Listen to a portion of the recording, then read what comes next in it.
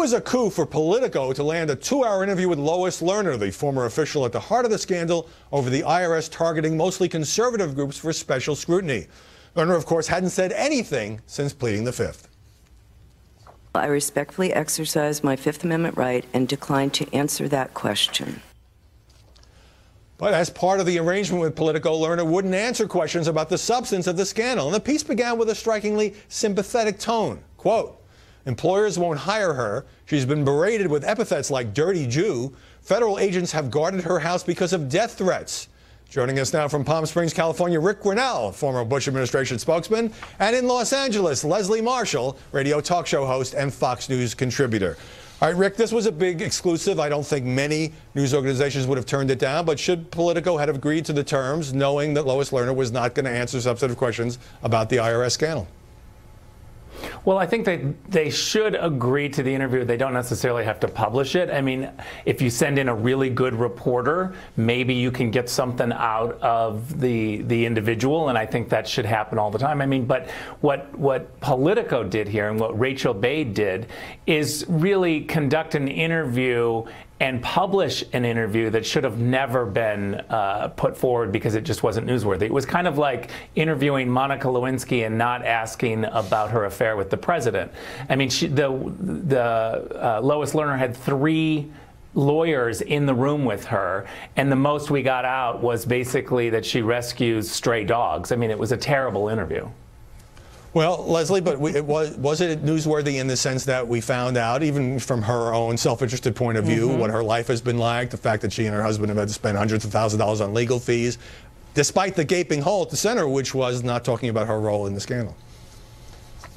Oh, absolutely. I mean, you know, we all know in the media that if you interview somebody with a big name, or certainly when their attorneys are flanking their side, there is an arrangement that is made, which is you will not ask this. I mean, if you plead the Fifth in D.C.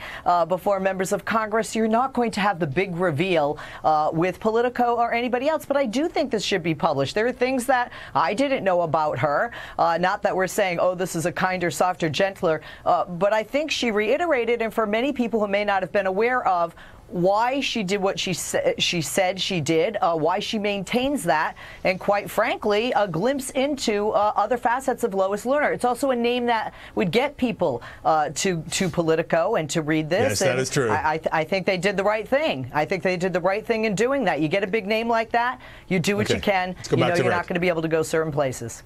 Rick. Well, look, I don't think we found out anything, Leslie. What did we find out other than she, you know, is broke and she rescues stray dogs? I mean, the heart of why she took the Fifth is not answered here. So if there was some sort of interesting news, then I would say go ahead and publish it. But this was so sympathetic to a woman who took the Fifth. And in Washington, here's the problem for me. It's Washington, D.C. media thinking that taking the Fifth about going after Republicans with the IRS is just kind of, you know, not really something that you should investigate. I mean, you look at the Washington Post and others, they've known that this was a targeted going after conservatives, and yet the investigation part has completely been a non-story. All right, well, in fairness, the piece did include some other reporting. I'm sorry to interrupt, Leslie. We're a little short on time. About what her colleagues thought of her, that she was short-tempered, that she could be difficult to deal with, but also kind of laid out what her defense might be. I want to move now to a website called Our Bad Media, which has posted many allegations of plagiarism and borrowed language against CNN host Fareed Zakaria. Some of them, I think, are minor. They're misdemeanors. Others I find troubling. Given his high profile, Leslie, why do you think this story's gotten so little coverage? Well, first of all, ISIS would be one reason. I just don't think that, quite frankly, and that's perhaps why Politico had Lois Lerner. It's like, hello, pay attention to us on something other than ISIS. I also think, quite frankly, although sadly, Americans are a bit desensitized by this. I think that we hear about plagiarism, you know, all the time.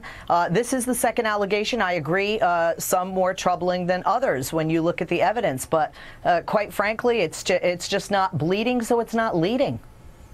Rick Grinnell. I don't think so. I mean, I think this is all about Fareed. I mean, he's like the rock star of the DC media. People love him. They think that he's an intellect. And if it was any other person, then they would absolutely go after this story. But because he's at CNN and because he's invited to all the right parties, it's just hands off. It's clear. This is the way the DC media works.